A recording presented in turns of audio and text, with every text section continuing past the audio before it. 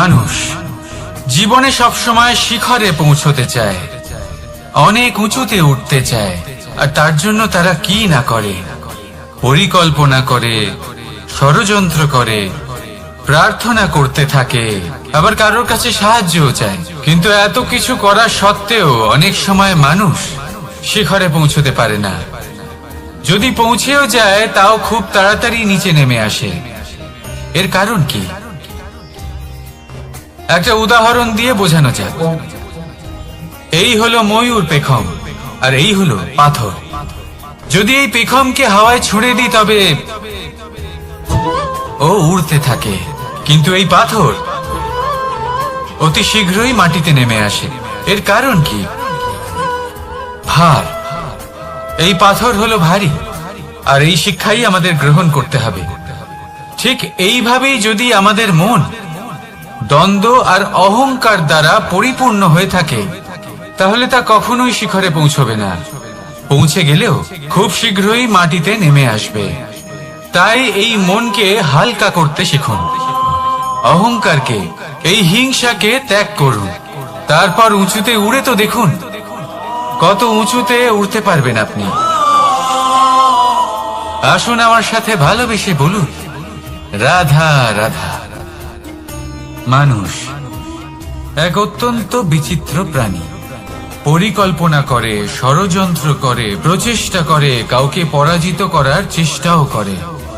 সাপকে একটা দড়ি মনে করে হাতে চেপে ধরার চেষ্টা করে, কিন্তু একটা কথা বুঝতেই পারে না, সময়ের এই সাপ, এটা হাতে চেপে ধরাই যায় না। আর আপনি যা করবেন তা আবার ফিরে আসবে আপনারই সামনে। দেখুন, এতে কিছুই যায় আসে না যে আপনি কুম্ভকারের পুত্র নাকি কৃষ্ণের পুত্র। যদি আপনি অনুচিত কর্ম করেন তাহলে আপনার সাথেও অনুচিতই হবে। অশুভ কর্ম করলে আপনার সাথেও অশুভই হবে। কুরু বংশ অত্যন্ত মহান বংশ ছিল। এই কুরু বংশ কি হলো তার সাথে? একটা গোটা বংশ বয়ে গেল, কারণ ওনাদের উদ্দেশ্য অশুভ ছিল।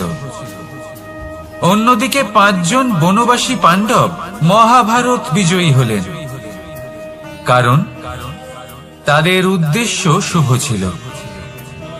তাই মনে রাখবেন, শুভ অগ্নি প্রজ্বলিত করবেন, শুভ তাপ সঞ্চার হবে। অশুভ অগ্নি প্রজ্বলিত করবেন, নরকেই জ্বলতে হবে। তাহলে আসুন আর আমার সাথে ভালোবেসে বলুন, রাধা রাধা। আজ আমি আপনাকে এমন এক গল্প শোনাবো যা আমার নন্দ বাবা আমাকে শুনিয়েছিলেন যখন আমি ছোট ছিলাম। কাহিনী একজন সাধু আর একজন বিছের। একবার এক সাধু নদীর পাড়ে স্নান করছিলেন। উনি দেখলেন যে জলের প্রবাহে একটা বিছে ভেসে যাচ্ছে। তার প্রাণ বাঁচানোর জন্য উনি তাকে তুলে নদীর পাড়ে রাখার চেষ্টা করলেন, কিন্তু যেই সেই বিছেকে উনি হাতে তুললেন, সেই বিছে ওনাকে কামড়ে দিল। সাধু আবার চেষ্টা করলেন, সেই বিছেকে হাতে নেওয়াতে সে আবার তাকে কামড়ে দিল। আরো একবার চেষ্টা করাতে ওনার শিষ্য ওনাকে জিজ্ঞেস করল, এ আপনি কি করছেন গুরুদেব? এসব কি হচ্ছে? আপনি তারই প্রাণ বাঁচানোর চেষ্টা করছেন যে আপনাকে কামড়ে দিচ্ছে। গুরুদেব উত্তর দিলেন, যে ও বিছে হয়েই নিজের কর্ম করছে, নিজের প্রবৃত্তি, নিজের ব্যবহার বদলাচ্ছে না, তাহলে আমি সাধু হয়ে তা কেন বদলাবো? এর তাৎপর্য হলো সরল, যে সংসারে কিছু মানুষ আছেন যারা হয়তো খারাপ, দুষ্ট প্রকৃতির, আর হয়তো তারা কখনোই বদলাবেন না, কখনোই কোনো পরিবর্তন আসবে না। কিন্তু তার মানে এই নয় যে আমরা আমাদের কর্ম করা ছেড়ে দিই, আমরা আমাদের প্রচেষ্টা ছেড়ে দেব। আগে না, আমাদের তো করতেই হবে, কারণ ইতিহাস সাক্ষী আছে যে এই চেষ্টা এই সংসারের ধারাকেও বদলে দিতে পারে। তাহলে আপনিও আসুন আর আমার সাথে ভালোবেসে বলুন, রাধা রাধা। আপনি কখনো কোনো সাধারণ পাখি দেখেছেন? যেমন বাবুই। সে কি করে? সে কোনো গাছের ডালে নিজের বাসা বানায়। এবার সেইখানে বাসা বানানো সহজ ব্যাপার, কারণ সামগ্রী আশেপাশেই পাওয়া যায়। কিন্তু সমস্যা হলো আক্রমণ। কোনো সাপ বা অন্য কোনো পশু ওর বাসাতে ওর সন্তানদের উপর না আক্রমণ করে বসে, এই ভয়ে তার সব সময় থাকে। আর এটা সব থেকে কঠিন ব্যাপার এদের জন্য, নিজের বাসায় নিজের সন্তানদের সুরক্ষা। আর বাজ পাখি, যদি আমরা বাজের কথা বলি তাহলে তারা কি করে? বাজ পাখি কোনো উঁচু পাহাড়ের শিখরে, কোনো পাথরের খাঁজে নিজের বাসা তৈরি করে। এবার ওখানে বাসা বানানো একেবারেই সহজ ব্যাপার নয়, কারণ সামগ্রী আশেপাশে পাওয়া যায় না, দূর থেকে নিয়ে আসতে হয়। কিন্তু সেইখানে আক্রমণের ভয়ও কখনোই থাকে না। এইভাবে উচিত রূপে ও নিজের বাসা রক্ষা করতে পারে, নিজের সন্তানদের রক্ষা করতে পারে। এর সারমর্ম হলো এটাই, যদি সমস্যা বড় হয় তাহলে সমাধানও উচ্চমানের হওয়া উচিত। একটা বাজ পাখির মতো ভাবা আরম্ভ করে দিন, জীবনে যে কোনো সমস্যা ছোট মনে হবে। রাধা রাধা। মানুষ জীবনে সবসময় সুখ পেতে চান, কিন্তু এই সুখ এটা আসলে কি? এই সুখের আসল রূপ কি?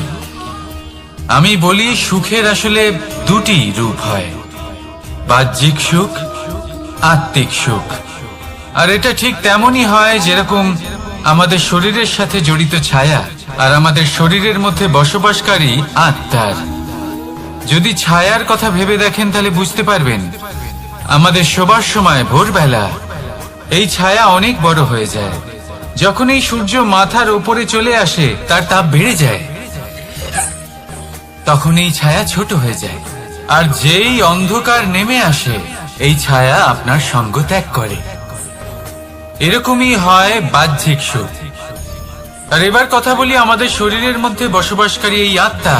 এই আত্মা কখনো আমাদের সঙ্গ ত্যাগ করে না, সব সময় আমাদের সাথে জড়িয়ে থাকে। এরকমই হয় আত্মিক সুখ, যা সব সময় আমাদের সাথে থাকে। আত্মিক সুখ কারোর সেবা করে, আত্মিক সুখ কাউকে সাহায্য করে, আত্মিক সুখ প্রেম বোধের, যা কখনো আমাদের সঙ্গ ত্যাগ করে না। সেখানে বাহ্যিক সুখ, যতক্ষণ আপনি সম্পন্ন কিছু মানুষ এবং সুবিধার সাথে আছে, এই বাহ্যিক সুখ আপনার সাথে থাকবে। সম্পন্নতা চলে গেলে, মানুষজন চলে গেলে, সুখ সুবিধা চলে গেলে, বাহ্যিক সুখও চলে যায়। তাহলে এই আত্মিক সুখ খুঁজে নিন এবং সেই সুখের সাথেই বলুন রাধা রাধা। জীবনে এমন কিছু কাজ রয়েছে যা আপনাকে একাই করতে হয়, আর এমন কিছু কাজ রয়েছে যা আপনাকে একসাথে মিলে করতে হয়, একজোট হয়ে, সঙ্গবদ্ধ হয়ে। এবার সঙ্গবদ্ধ বলতে কি বোঝাতে চাইছি? আমি তাদের কথা বলছি না যারা বাস্তবিকভাবে একে অপরের সাথে কাজ করেন। আমি তাদের কথা বলছি যারা একে অপরের থেকে দূরে থেকেও একে অপরকে বিশ্বাস করেন। আমি আগেও বলেছিলাম, সমস্ত বিশ্বের আশা বিশ্বাসেই বসবাস করে, তাই না? তাই যেখানে সমস্ত বিশ্ব আছে, সমস্ত সংসার আছে, সেইখানেই বিশ্বাস রয়েছে। তাই আপনার আশেপাশে এমন দল সঙ্গবদ্ধ করুন যাদের আপনার উপর বিশ্বাস আছে আর যাদেরকে আপনি বিশ্বাস করতে পারেন। তাহলে আসুন আর আমার সাথে ভালোবেসে বলুন রাধা রাধা। আমরা যে মানুষকে চাই, যাকে আমরা ভালোবাসি, তাকে একটা উপহার অবশ্যই দিতে চাই। এমন এক উপহার যা ওনার ভালো লাগবে, যা শ্রেষ্ঠ হবে, অতি প্রিয় হবে, বহুমূল্য হবে, বা বলতে পারেন মূল্যবান হবে। তাই আমরা কি করি? আমরা বাজারে যাই, তার জন্য স্বর্ণ, আভূষণ, হিরে, মুক্তো এইসব নিয়ে আসি। কিন্তু এটাই কি সর্বশ্রেষ্ঠ উপহার? কখনোই না। সর্বশ্রেষ্ঠ উপহার হলো স্বাধীনতা, তাকে নিজের মনের মতো বাঁচার স্বাধীনতা। যদি আপনি কাউকে স্বাধীনতা না দিতে পারেন, তাহলে সে কোথাও না কোথাও বন্দী হয়ে যায়, তার বিকাশ কোথাও না কোথাও আটকে যায়। কিন্তু যদি আপনি কাউকে স্বাধীনতা দিতে পারেন, তাহলে আপনি দেখবেন ও সমস্ত সংসারকে, এই জীবনকে নিজের দৃষ্টিভঙ্গি দিয়ে দেখবে, বুঝবে যে কোনটা হলো উচিত আর কোনটা হলো অনুচিত। আর এটাই হলো সর্বশ্রেষ্ঠ। আর এবার যদি কাউকে স্বাধীনতার মাধ্যমে এত বড় একটা শক্তি দিতে পারেন, তাহলে আপনি আমাকে বলুন এর থেকে বড় উপহার আর কি হতে পারে? আসুন আর আমার সাথে ভালোবেসে বলুন, রাধা রাধা। কর্ম, ধর্ম আর কর্তব্য, এই তিনটি একে অপরের সাথে জড়িত। আর অনেক সময় এই তিনটি পালন করতে করতে আমাদের সেই ব্যক্তির সামনে গিয়ে দাঁড়াতে হয়, তার বিরুদ্ধেই যেতে হয়, যাকে আমরা সব থেকে বেশি ভালোবাসি। কিন্তু সেইখানে এই যুদ্ধ কোনো ব্যক্তিগত যুদ্ধ থাকে না। এ হলো কর্ম, ধর্ম আর কর্তব্যের যুদ্ধ। এটা সরল নয়, অত্যন্ত কঠিন হয় তার সম্মুখীন হওয়া যাকে আমরা সব থেকে বেশি সম্মান করি। কিন্তু আমাদের তো আমাদের ধর্মের পথে চলতেই হবে, কারণ আমরা কর্মবদ্ধ, কর্তব্যবদ্ধ, আর এটাই করা উচিত। শুধু এটুকু মনে রাখবেন, যদি আপনার উদ্দেশ্য শুভ হয়, আপনার ভাবনা শুভ হয়, আপনি যদি কর্ম, ধর্ম আর কর্তব্যের পথে অগ্রসর হন, তাহলে এই প্রক্রিয়াতে যদি আপনাকে আপনার আরাধ্যেরও সামনে দাঁড়াতে হয়, তাহলেও আপনার কোনো ক্ষতি হবে না। তাহলে আসুন আর আমার সাথে ভালোবেসে বলুন, রাধা রাধা। প্রেম এই সংসারে এসেছিল এই সংসারকে প্রেমের শিক্ষা দেওয়ার জন্য, এই জীবনের সুখের অনুভূতি আসলে কি তা শেখানোর জন্য। কিন্তু যদি সত্যি কথা বলি, তো আমি নিজেই প্রতিদিন প্রেমের নতুন নতুন স্বরূপ দেখতে পাই। প্রেমের একটা নতুন অনুভূতি প্রত্যেক নতুন দিনে। আর তার কারণ হলো এই প্রেম অনন্ত, এ হলো দৈব। প্রেম হলো এই সংসারের সব থেকে বড় ঢাল এবং সব থেকে বড় অস্ত্র। এই প্রেম ছাড়া না কোনো ন্যায় হয়, আর না কোনো শাস্ত্র, না জীবন আছে, আর না অন্ত। এবার যদি এই প্রেম মনের মধ্যে বাস করতে শুরু করে, তাহলে কখনো কোনো সমস্যাই হবে না। আর যদি হয়েও থাকে, তাহলে তা স্থায়ী হবে না। এই প্রেম কি না করতে পারে? এই প্রেম সমস্ত সমস্যা মিটিয়ে ফেলতে পারে। আপনার মনের মধ্যে অহংকারকেও বিনাশ করে দিতে পারে। আপনাকে সাক্ষাৎ ঈশ্বরের সাথে দেখা করাতে পারে। তাই প্রেমের দ্বারা প্রয়াস করতে থাকুন। এই সংসারের প্রত্যেক মানুষকে, প্রত্যেক বস্তুকে, প্রত্যেক জীব জন্তুকে ভালোবাসবেন। আর এই প্রেমের দ্বারাই বলুন, রাধা রাধা।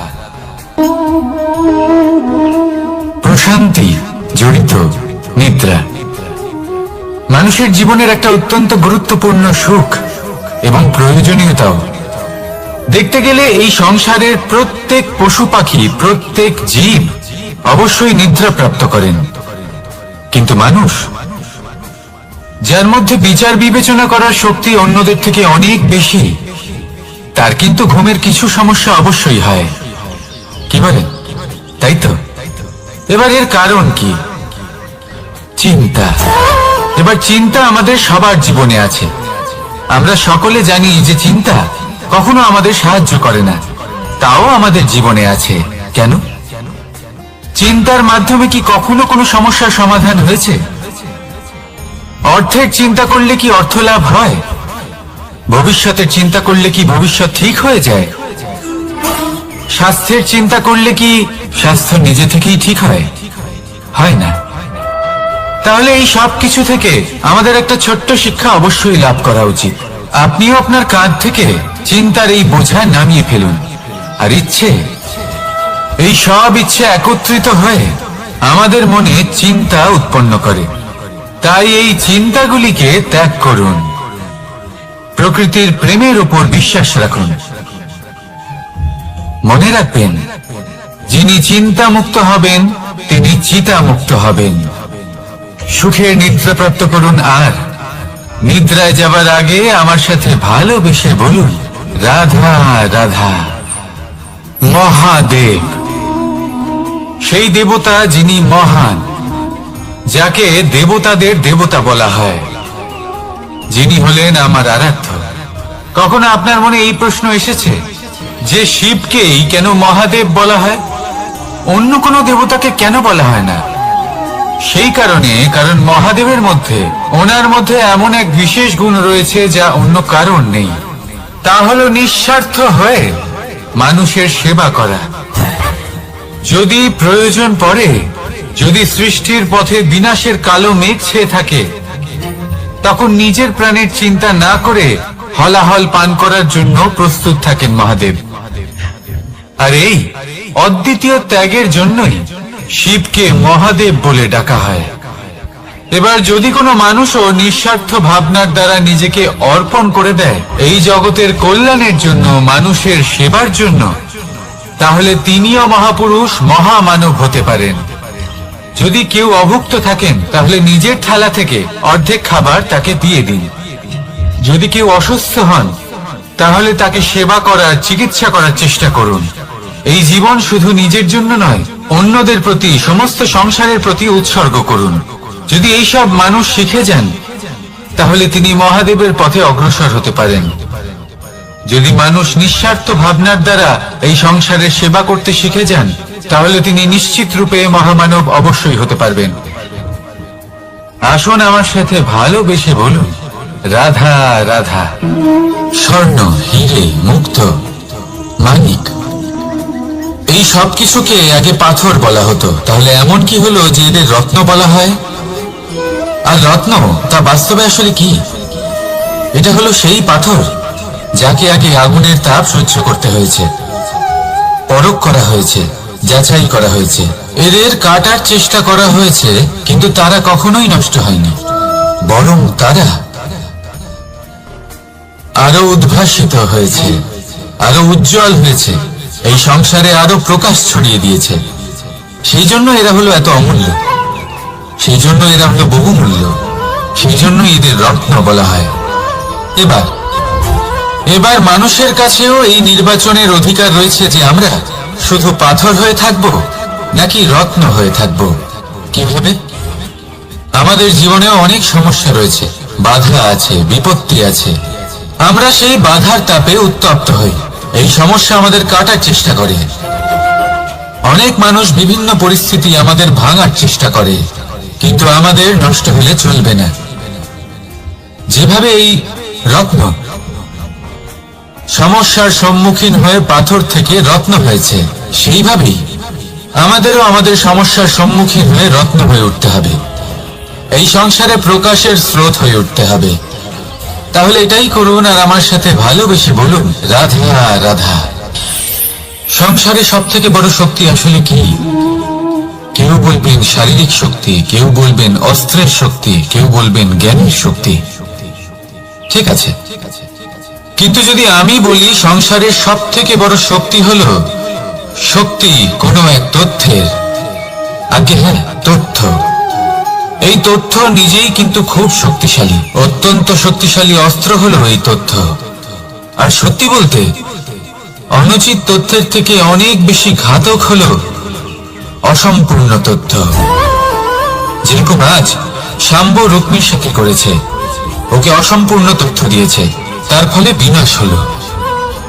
যদি এইভাবেই আপনার কাছেও কোনো অসম্পূর্ণ তথ্য আসে, আর যদি আপনি তা পরখ না করে দেখেন, যাচাই না করে দেখেন, আর নিজের কর্ম করেন, তাহলে উত্থানের বদলে আপনি পতনের সম্মুখীন হবেন, বিকাশের বদলে আপনার বিনাশ হয়ে যাবে।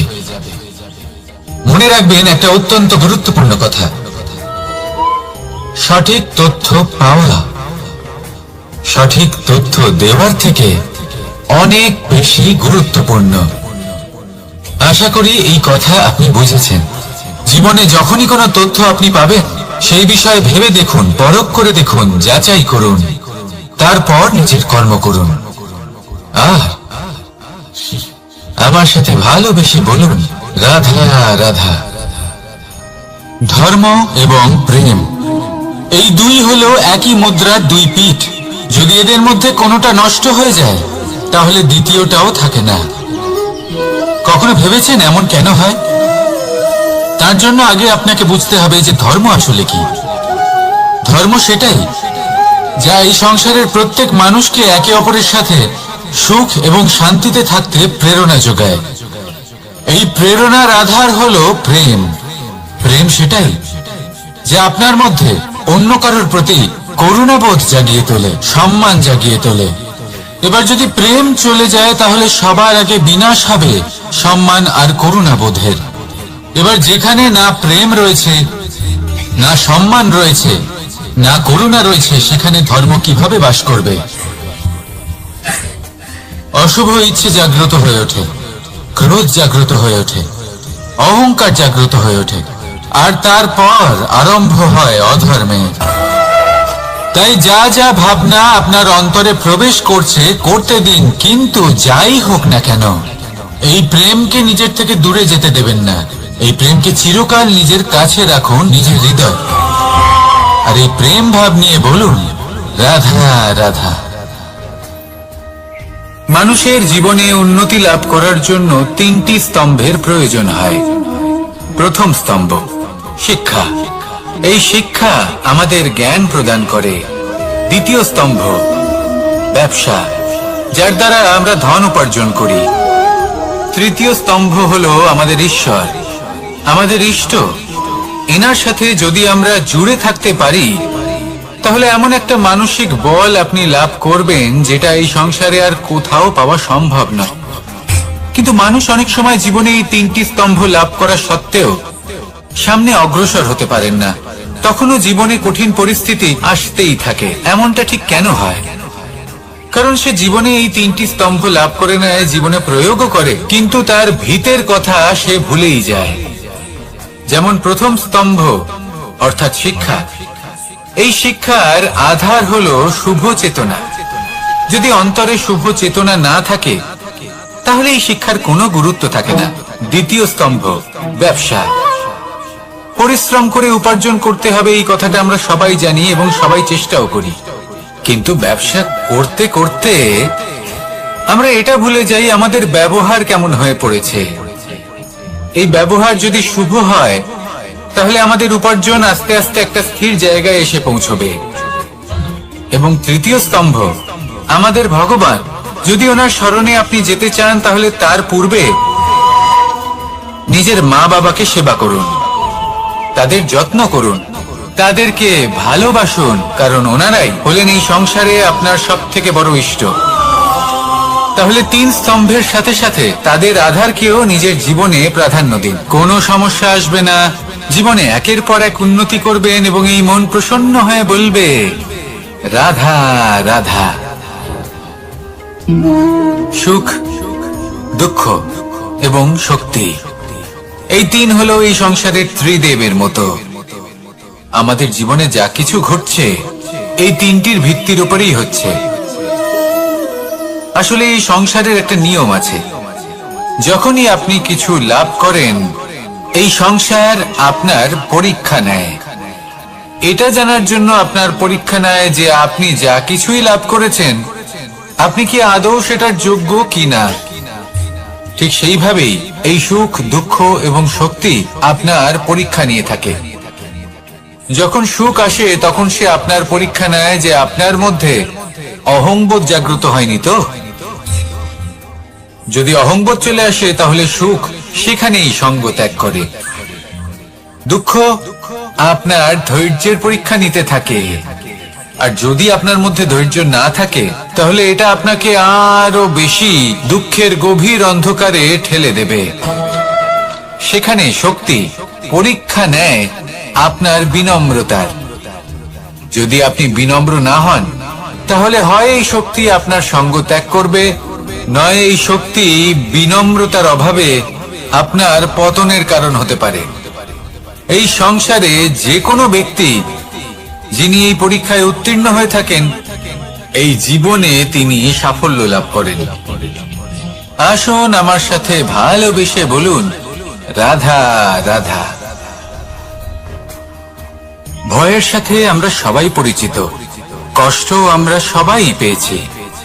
কখনো কখনো আমরা অসুস্থ হয়ে পড়ি, আর এমন সময় হলে মাতার মমতা, কখনো বাবার স্নেহ, কখনো বন্ধুদের পাশে থাকার অনুভূতি আমাদের রোগ নিরাময়ে সাহায্য করে। কখনো যদি আমরা নিরাশ হয়ে পড়ি, তখন যদি আমাদের কোনো আপনজন আমাদের দুটো ভালো কথা বলে তখন আমাদের মনোবল বেড়ে যায়। ঠিক তেমন সংসারের এই রঙ্গমঞ্চে যদি আপনি পীড়িত অনুভব করেন কিছু শুভ কথা আলোচনা করুন, কিছু স্তুতি গান করুন, কিছু মুহূর্তের জন্য হলেও নিজের ইষ্টদেবের কথা স্মরণ করুন আর প্রার্থনা করুন। সাহস বাড়বে, শক্তিও বৃদ্ধি পাবে এবং সামনে এগিয়ে চলার পথও দেখতে পাবেন। তখন এই মন প্রসন্ন হয়ে বলবে, রাধা রাধা। এই সংসারে কখনো কোনো ব্যক্তিকে তার বাইরের পোশাক দেখে বিচার করার চেষ্টা করবেন না, এটা খুব বড় ভুল করবেন। যেমন আমরা জীবনে অনেক সময় এমন করি, ধরুন কোথাও একটা গাছ দেখলাম, খুব বিশাল আকারের একটা গাছ, যেটা মাটির থেকে অনেক উঁচুতে পৌঁছে গেছে, যার বিশাল শাখা আছে। সেগুলো দেখে আমরা ভাবি যে এই গাছে হয়তো কত সুস্বাদু ফল আছে, আমরা সেই গাছের পরিচর্যা করতে থাকি। আবার অন্যদিকে হলো একটি তৃণ, যেটা মাটি থেকে কিছুটা উঁচুতে পৌঁছেছে, কিন্তু সেই তৃণর নিচে, মাটির নিচে অত্যন্ত সুস্বাদু ফল বা সবজি জন্ম নেয়, যা আমাদের স্বাস্থ্যের পক্ষে অত্যন্ত উপকারী। সেই জন্য কখনো আবরণ দেখে কাউকে বিচার করতে চেষ্টা করবেন না। তার বদলে এটা বোঝার চেষ্টা করুন যে আপনার সামনে যে ব্যক্তি আছে বা বস্তু আছে, তার বিশেষত্ব কি। যদি এই বিশেষত্ব বোঝার ক্ষমতা আপনি অর্জন করেন, যদি এই শিল্প আপনি নিজের ভেতরে জাগ্রত করেন, তাহলে এই সংসারে বিশেষত্ব কি সেটা আপনি জানতে পারবেন। আর এই সমস্ত খেলা দৃষ্টি থেকে নয়, দৃষ্টিভঙ্গি থেকে জন্ম নেয়। দৃষ্টিভঙ্গি সবসময় শুভ রাখুন আর আমার সাথে ভালোবেসে বলুন, রাধা রাধা।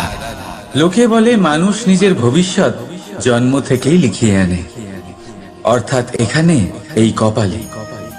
ভাগ্য দেবতা আমাদের সমস্ত উত্থান, সমস্ত পতনের হিসেব সবটা লিখে দেন। কিন্তু কপালে কেন, পায়ে নয় কেন? যদি পায়ে লেখা হয় তাহলে আমরা পড়তে পারবো, যদি কপালে লেখা হয় আমরা ছাড়া বাকি সবাই পড়তে পারবে। এবারে আমাদের কপাল এখানে তাই প্রতিফলিত হয় যা আমাদের মস্তিষ্কে আছে, আর মস্তিষ্কে থাকে আমাদের ভাবনা। তাই এই ভাবনার ধনাত্মক হওয়া অত্যন্ত জরুরি। এতে বিকাশের জন্য স্থান রাখুন, এতে সবাইকে একসাথে নিয়ে চলার ভাবনা রাখুন, আর বিশ্বাস করুন আপনার মস্তিষ্কের এই ভাবনা সাফল্য রূপে আপনার কপালে অবশ্যই লিখিত হবে। কারণ আপনার ভাবনাই সত্য হয়ে আপনার জীবনে আসে। রাধা রাধা। সময় বড়ই অদ্ভুত, এই সময়, তাই না? দেখতে গেলে এটা একটা অনুভূতি, একটা সংখ্যা, একটা বিষয়। এবারে দেখুন না, সূর্যোদয় সকলের একসাথেই হয়, তাই তো? কারোর আগে কারোর পরে এমন তো হয় না, সবার একসাথেই হয়। আবার সূর্যাস্ত সকলের একসাথেই হয়। এবারে ভাবুন, এই সময় প্রত্যেকের জন্য আলাদা আলাদা। কারোর জন্য এই সময় ভালো, আবার কারোর জন্য এই সময় খারাপ। এক্ষুনি এই মুহূর্তে কারোর মুখে সফলতার আলো রয়েছে, আবার কারোর মুখে অসফলতার নিরাশা। এটা কেন? কেন এই সময় কারোর জন্য শ্রেষ্ঠ, আবার কেন তা কাউকে নিরাশ করে? এটার উত্তর হলো আপনার চিন্তা, আপনার কর্ম। যেমন আপনার চিন্তাধারা তেমন আপনার কর্ম, আর তেমনই হবে আপনার এই সময়। আপনি জীবনে সুখ তখনই পাবেন যখন আপনি কারোর মুখে আশার আলো এনে দেবেন। আপনি আনন্দ তখনই পাবেন যখন আপনি কাউকে খুশি করবেন। হ্যাঁ, এটা ঠিক যে কাউকে খুশি করা সব সময় আপনার হাতে নেই, কিন্তু আপনার হাতে এটা অবশ্যই আছে যে আপনি কাউকে দুঃখ না দেন, কাউকে নিরাশ না করেন। আর কোনো ব্যক্তিকে দুঃখ না দেওয়ার এই চেষ্টাও আপনার কর্মই বটে। আর এই শুভ কর্মের ফল আপনাকে প্রকৃতি অবশ্যই দেবে। তাই মনে রাখবেন, ভালো সময় তারই আসে যে কখনো কারোর খারাপ চায় না। রাধা রাধা। লোকে আমাকে সবসময় জিজ্ঞেস করে যে কানাই, এখন তুমি বড় হয়ে গেছো, এই বাচ্চাদের সাথে থেকে তুমি সবসময় দুষ্টুমি করো কেন? তুমি বড় হয়ে গেছো, বড়দের মতো থাকো। বেশিরভাগ লোকে এটা বুঝতে পারে না, ভাবে উনি তো ভগবান, ভগবানের মতো গম্ভীর নয় কেন? এবারে আমি কি করে বোঝাবো সবাইকে যে আমার ভগবান হওয়ার পিছনে যে সবচেয়ে বড় রহস্য তা হলো এই বাচ্চারাই। আমার শক্তি কোথা থেকে আসে? সমস্ত সমস্যার সমাধান করার শক্তি এই বাচ্চাদের থেকেই তো আসে। জীবনে বাঁচার শক্তি, সংসারকে প্রেম শেখাবার শক্তি এই বাচ্চাদের থেকেই আসে। কারণ বাচ্চাদের থেকে বড় কোনো ভগবান হয় না। এবারে দেখুন না, পুরাণ আর বেদের কোনো জ্ঞান নেই ওদের, কিন্তু খুব ভালোভাবেই জানেন যে একজন উদাস ব্যক্তির মন কি করে ভোলানো যায়, কি করে তাকে আনন্দ দেওয়া যায়। আর এই এক বিশাল ব্যাপার। কোনো ন্যায়, কোনো নীতির জ্ঞান নেই ওদের, কোনো ভেদাভেদ করতে জানে না। কিন্তু এটা অবশ্যই জানে একজন একা অজানা ব্যক্তিকে নিজের দলের সদস্য কি করে বানাতে হয়, কি করে তাকে আপন করতে হয়। আর এক বড় ব্যাপার, এই বাচ্চাদের থেকে অনেক কিছু শেখার আছে। তাই আপনারাও নিজেদের জীবনে গম্ভীর হওয়ার চেষ্টা কখনোই করবেন না। আর যদি করেন তাহলে এই সংসার খুবই নীরস লাগবে আপনার। আপনিও বাচ্চাদের মতো নিষ্পাপ থাকুন আর নিজেকে আনন্দে রাখুন। লাভ আর ক্ষতির ঊর্ধ্বে গিয়ে সম্পর্ককে দেখুন। জ্ঞান অর্জন করার পরিবর্তে ভালোবেসে সম্পর্ক পালন করুন। আপনি নিজেই বুঝে যাবেন যে এই সংসার কতটা সুন্দর। রাধা রাধা। মানুষ জন্ম নেয়, আর জন্ম নিলেই তার জীবনযাত্রা শুরু হয়ে যায়। তারপর সে পরিশ্রম করে, লড়াই করে, আর সে তার ফল অবশ্যই পায়। সেই নিজের জীবনযাত্রা নিজেই সাজায়। তার জীবনে ভয় ততক্ষণ প্রবেশ করে না যতক্ষণ না সে জীবনে কিছু অর্জন করে। একবার সে কিছু পেয়ে গেলে তারপরে সেটা হারিয়ে যাওয়ার ভয় মনের মধ্যে জন্ম নেয়। তারপর সে ভাগ্য, জ্যোতিষ, ভবিষ্যৎ এইসব দেখতে ব্যস্ত হয়ে পড়ে। আমি আপনাকে একটা প্রশ্ন করছি, আপনি যখন এই সংসারে এসেছিলেন কি নিয়ে এসেছিলেন যে আপনি হারাবেন? কিছুই না। আপনার বশে আপনার জীবনের সেই মুহূর্তই আছে যা আপনার হাতে আছে, অন্য কিছুই নয়। আপনার হাতে আছে আপনার কর্ম। যে জীবনে দুর্ভাগ্যে হতাশ হয় না, যে অসফলতার জন্য ভেঙে পড়ে না, সেই এই জীবনে বিজয়ী হয়।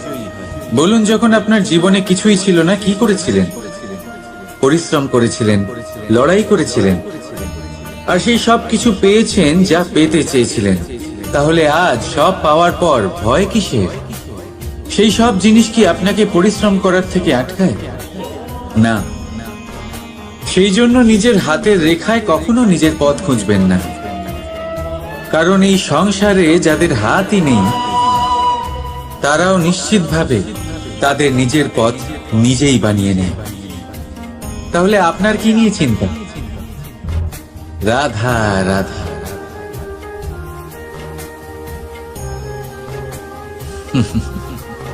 সময়, এই সময় না কোনো ব্যক্তি, না জীব, না বস্তু, তাও সময় জীবিত থাকে।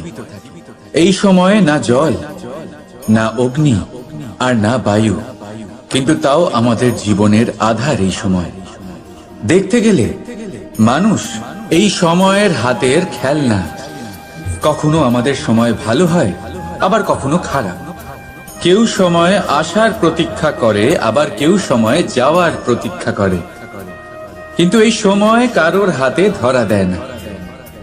এই সময় যা কেউ দেখতে পায় না, এটা সবাইকে সবকিছু দেখিয়ে যায়।